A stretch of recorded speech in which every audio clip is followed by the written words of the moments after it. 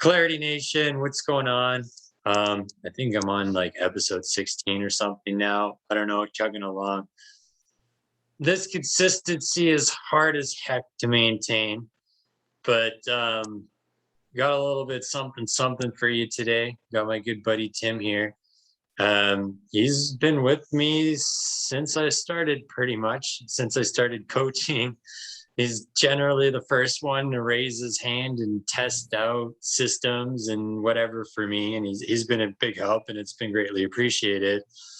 So I figured it would be good to have somebody that has a journey to come on and talk about their journey.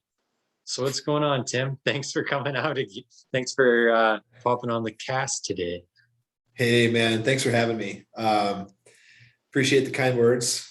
I am absolutely on a journey. And when Daniel and I met, gosh, it's been over a year now, year and a half or so. I had been working on losing some weight and getting in shape. I've got 3 little kids, trying to keep up with them. And I'd kind of lost that motivation or that spark in life and that little pizzazz or essence, right, that everyone kind of searches for. And Daniel and I met each other through On at 6 challenge. And we were both signed up and participating and posting in the tribe channel and kind of, cheering each other on. And I just was inspired by the work that Daniel was putting out there. And we both made some impressive gains throughout that challenge. And Daniel, myself, and a number of other great people really built some cool friendships virtually, especially during the pandemic when we weren't out socializing. So you're meeting people in different ways who have similar mindsets. And I think that was what really drew us together was, hey, we're all on this journey of self-improvement. We either have something to gain or lose or improve. And that's what really kind of connected me with Daniel was through that first On at 6 challenge. And then later, signing up for a different kind of challenge and learning more about macros and how my eating habits were maybe inhibiting my gains or losses that I was trying to look for. And that's where, I relied a lot on Daniel for, his guidance and, how to eat right. That's not something that I grew up in a family. My grandparents were farmers. My folks worked a lot. Healthy eating wasn't something that I was taught or shown. So, it's kind of nice to gain that perspective. But I think over the course of the last 2 years, I've lost 60 plus pounds. So I think at one point I had gone from 260 pounds to 189 pounds, which was incredible. And that was about 4 months ago. And since then, I'm back up to about 220, but I put on quite a bit of muscle and strength. I'm a lot more mobile than I was too. So it's pretty cool. But man, I think the biggest improvement has just been in mindset, confidence. Feeling good with a shirt off is not something that I've felt in over a decade. Yeah. It's like you go to the beach and you're like all self-conscious, like, oh man, I gotta take my We're shirt not off sitting and by those go people. swim. Yeah. But at that point, hey, I had the dad bod going on, right?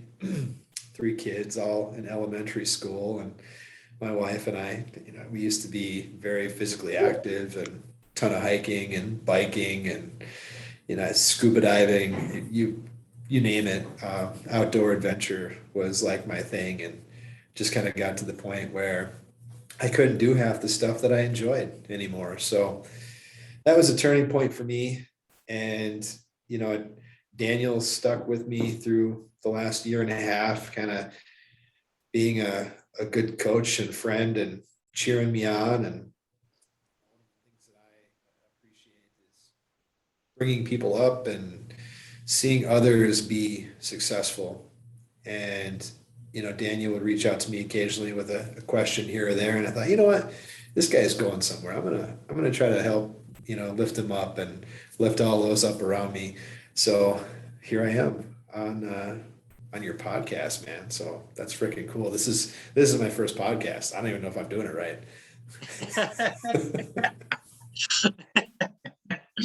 That's awesome.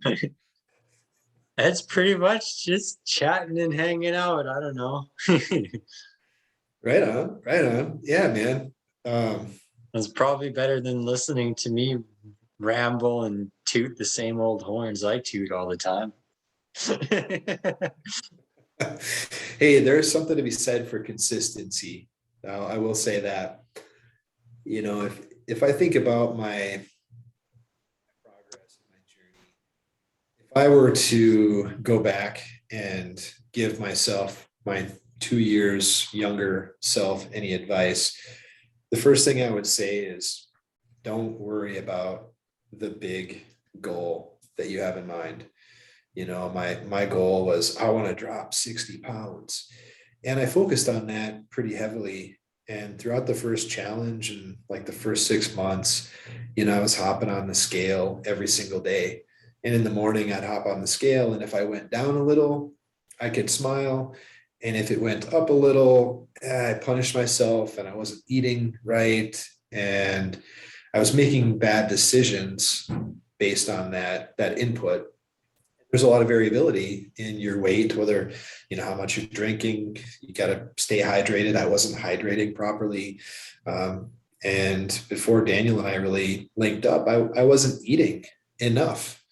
I was not eating enough. I was kind of starving myself and not fueling for the work that I needed to do to kind of restructure my body. So that's the one thing I would say is don't get too focused on that big picture and let that drive you and dictate how you feel on a daily basis. Focus on the routine, the daily changes that you can make, and small little things that you can do a little bit better every day, right? Cut out that sugar, cut out that dessert, meal planning. What are you going to eat for the day? What are you going to eat for the week?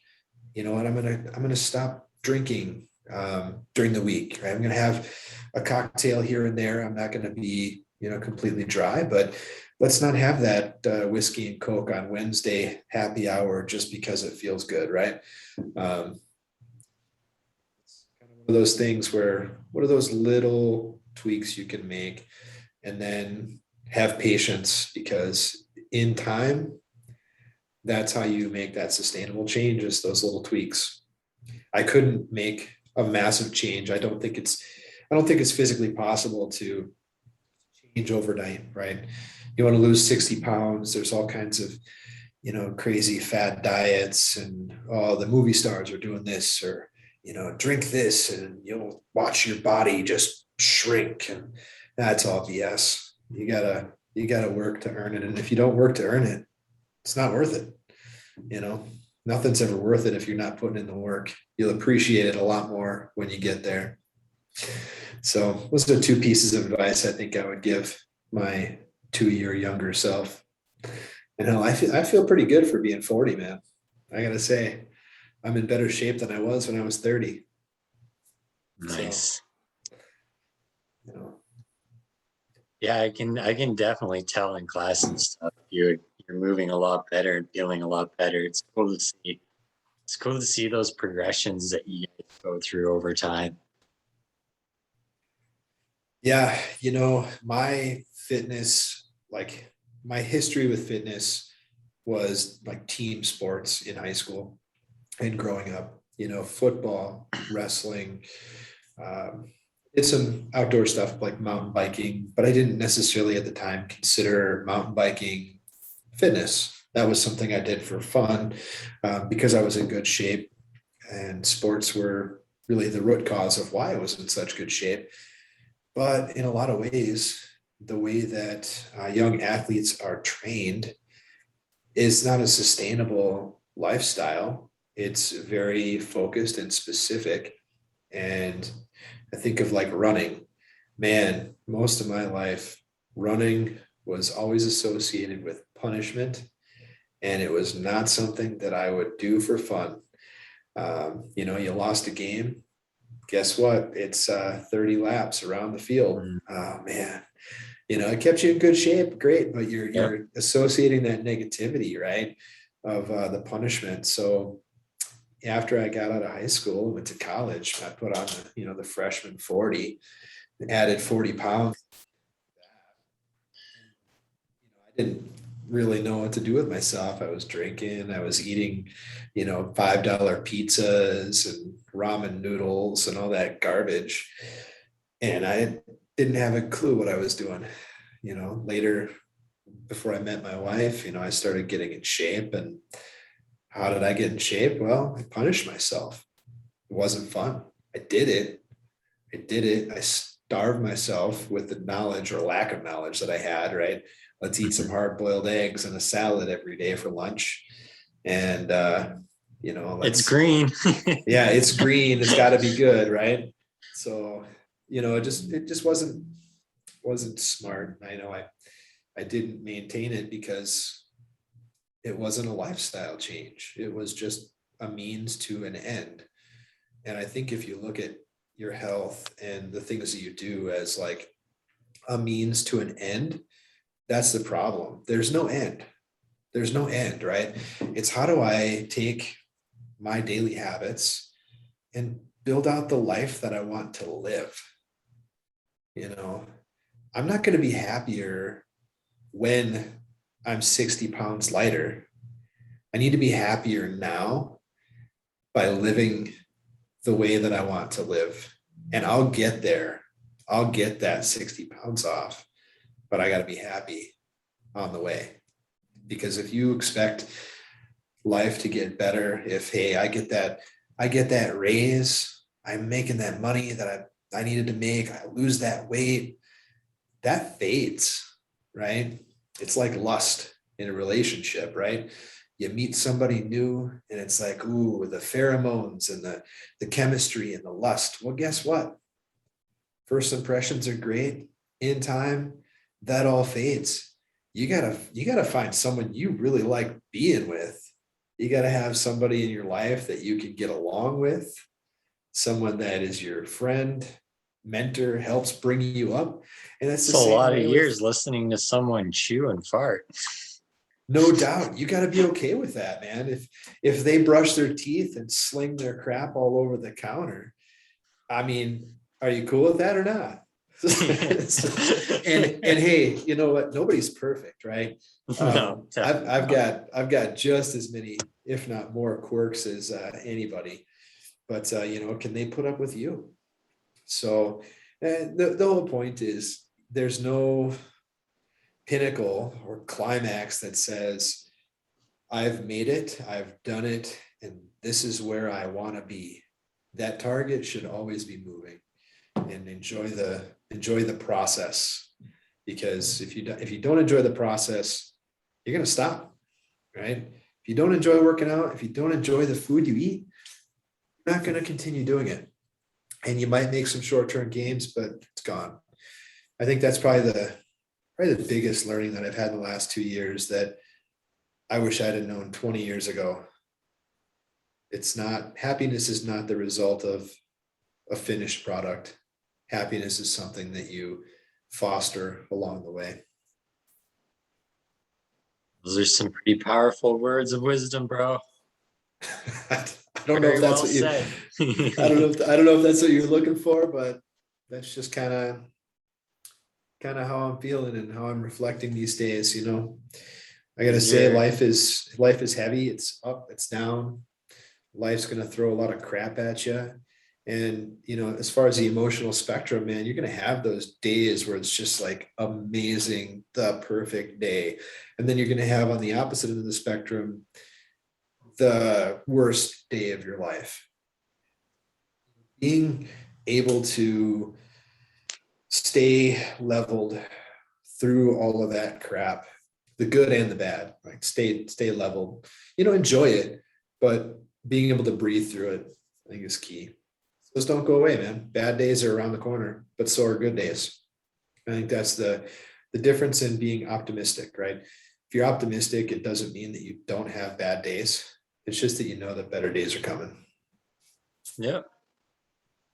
It's always revolving, right? Yeah. It's a human nature, man. You know, everyone's afraid of change, but there's only one true constant, and that is change. So Yeah, the sooner you're comfortable with change, I think that's where wisdom starts to kind of set in, where you're like, ah, shoot, ah, I guess I was wrong. Being able to admit you're wrong and move forward and accept yourself in those situations. totally. I think we all go through that where we get mad at ourselves. We know we have the potential for more or whatever, and we don't make any progress towards it because we're too busy running away from change. So we're so busy focusing on the change. We're so focused on what we don't want that we're running towards it instead of running towards the changes we need to make in order to get it. Yeah, absolutely. Absolutely. You know, I don't know if it were easy, everybody'd do it, right? Yeah, good thing it isn't easy. I just, dude, there's so much going on. Like I don't know, it's crazy. Like I was hearing yesterday from the hospitals and stuff out here that, and I don't understand the numbers and the math and stuff. I don't understand it with the government saying that like over 73% of people out here are vaccinated, but hospitals are claiming that they're so overwhelmed where I live that when it comes to like the respirator units, they're prioritizing the people who have a better chance of living.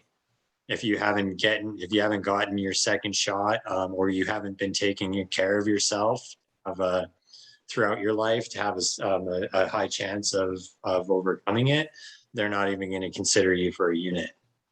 Like it's gotten to the point where like it quite literally is natural selection. Like you take care of yourself, or the society doesn't, like, you're not putting in the effort to live your best life and be the peak version of yourself in health in all its forms. Like the society is basically giving everybody a big, we don't want you. Like you're not allowed to go shopping, you're not allowed to visit family, you're not allowed to visit friends. Like there's no point in leaving the house at that point, and don't catch anything because the hospital won't even accept you because you haven't taken care of yourself to begin with. Like that's pretty brutal. That is Yeah. so brutal. And I don't know. For me personally, that motivates the hell out of me to do better than I'm doing. I don't want to be the guy that shows up to the hospital needing help, getting turned away. Sorry, you didn't spend enough time of your life taking care of yourself for us to help you. Should have put more emphasis in your health, pal. Good luck. I couldn't even imagine having to go through that. I couldn't even imagine putting myself in that spot. And that scares me enough to drive me to keep pushing forward. You know, I gotta say, I've seen like no less than 4 people pass away within the like last week and a half, 2 weeks. And they were younger, seemingly healthy people who contracted it and they didn't make it. So, you know, regardless of what you do and what your beliefs are, et cetera, you know, I go back to my whole point earlier of enjoy life, enjoy what you do. And in order to enjoy what you do, you need to have your health. Your physical Yep. health is directly linked and related to your mental health. Your mental and physical health are what make the difference in having just a happy life. Because guess what? It could all be gone tomorrow. Do you want to live Yep. a happy life or do you want to live a miserable life? And you can focus on all the bad all day long. I can tell you, man, I'm like right now 10 minutes away from the Twin Cities, Minnesota. last year, we had all kinds of political and civil unrest, riots in the street, George Floyd, Dante Wright, all of these things that are happening with police brutality, et cetera, et cetera, et cetera. I mean, life is pretty intense. If you're not living the best life, it could be over tomorrow. Yeah. So I don't know. Might as well just do the best we send can. it on a high note, though. pretty much, let's bring everybody down and send kill the feed. See you later. Peace out, Joe.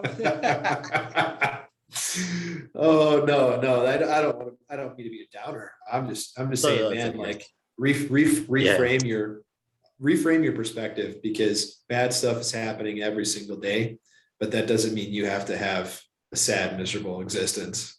Like, be happy, live your best life. Yeah, I like to go out to the field sometimes and just throw a softball and see if I can hit it. I miss it 90% of the time, but I'm getting better. It's the simple things in life, right? Yeah, absolutely, man. I'm curious to see if I could get anybody out there with the mace. There's some dude that does martial arts out there in the middle of the field some days. It's making me tempted. But dude, yeah, you have such an awesome story. You really put your head down. You've done the work. You've learned a lot of the lessons the hard way. And that's okay, though, because you're not going to really have to learn them again. Yeah, that's very true. I don't know. Like I said, it's a choice every day. You got to choose. Do you want to live the best life? And the definition of the best life, that changes too. What you think the best life is today may not be the best life for you in a year or 2 years, right? So you have to be comfortable with that change and just do your best to make those steps. And, I've always been pretty optimistic and pretty positive, but somewhere along the lines, I just kind of let go and I didn't love myself and take care of myself as well as I could have. And I put everybody else first. But I think the third thing I would tell myself is, you need to put yourself first, not in a selfish way, but in a way that opens up more capacity for you to serve others. Because if I'm not healthy, it's like in an airplane. They tell you when your mask comes down, don't help someone else. Put your mask on first so you can help save everyone else. And I wasn't putting my mask on in the airplane, right? I wear my mask here, obviously, but who doesn't? But when that mask comes down, you gotta make sure you're prepared and you can serve others. And that's something that I didn't really connect with. I try to serve others, but I was pouring from.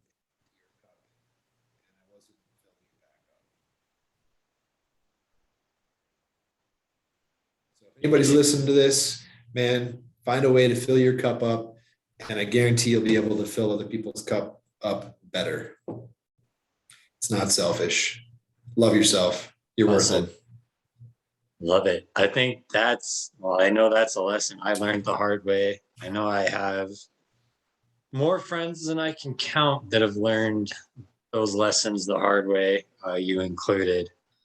So it's always great to hear another perspective, because we all learned that in our own ways. And with that, Clarity Nation, we're going to let you guys go. We all know that you have friends out there who need to hear this. Share this with them. Make sure they smash that like button, and we'll see you guys on the next episode. Cheers.